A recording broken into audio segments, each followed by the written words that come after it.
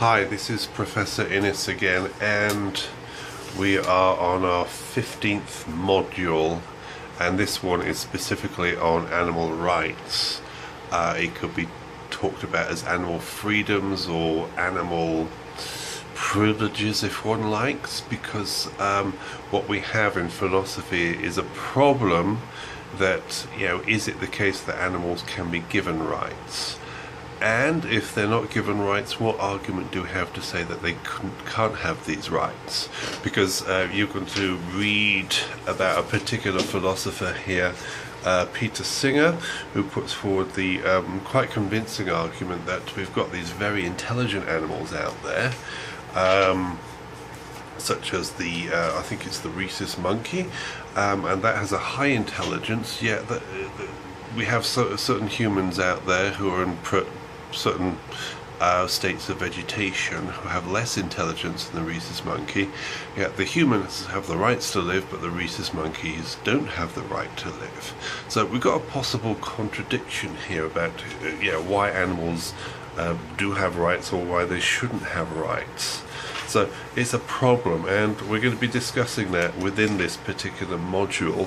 And again, this is on SouthPark, and SouthPark have pointed out many of the contradictions about which animals are considered to have rights and which animals are not considered to have rights.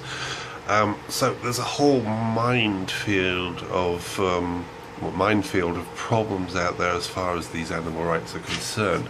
So you're going to start off with this consideration of ethics, because that's where animal rights resides, in the world of ethics. And you're going to notice that we've got these concerns about, as the title says of this text, cute and cuddly animals versus yummy animals. So it seems to be that the cute animals are considered to be able to live. We have this almost presumed attitude that dogs and cats are to be protected, whereas the yummy ones, such as cows and pigs, are to be killed. Now, for philosophers that is a problem, and you're philosophers here, so it's a problem to you, that how come that is the case? If somebody kicks their cat across the living room, we're somewhat appalled, but if you put a bolt through a cow's head, then, well, that's the way it goes. It just doesn't make sense. There's an arbitrary line between one and the other, which is drawn, and it's a very arbitrary line indeed. So why have we drawn this line? Is this line in fact one which can be discerned? But nonetheless, it is a problem.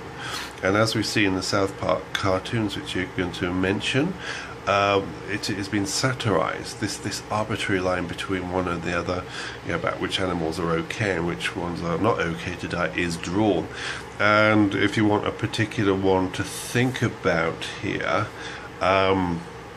we probably will point towards the fun with veal example there, whereby the boys kidnap the veal calves, which are shortly to be killed, believing them to be cute and nice, but the last few words which are said on that cartoon are to say, let's go out and get some hamburgers, and they all shout out, yes, hooray.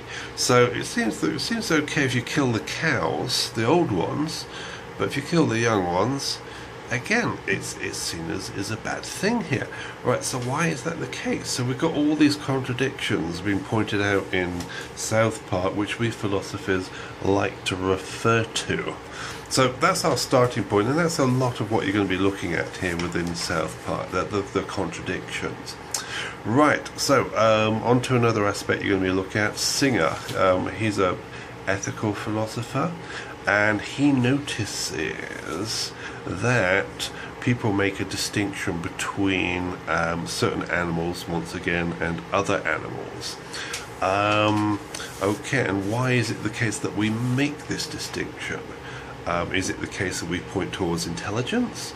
Right, that's not a very good one here, because the pig is more intelligent than the dog. We revere the dog as being the best man's, a man's best friend, but the pig, which has the dog, is twice as intelligent, if we can measure it that way, It is not revered. It's in fact it's killed for food. So what's going on here? Well, what possible reason are we giving here to say that one can be killed and what can't be killed?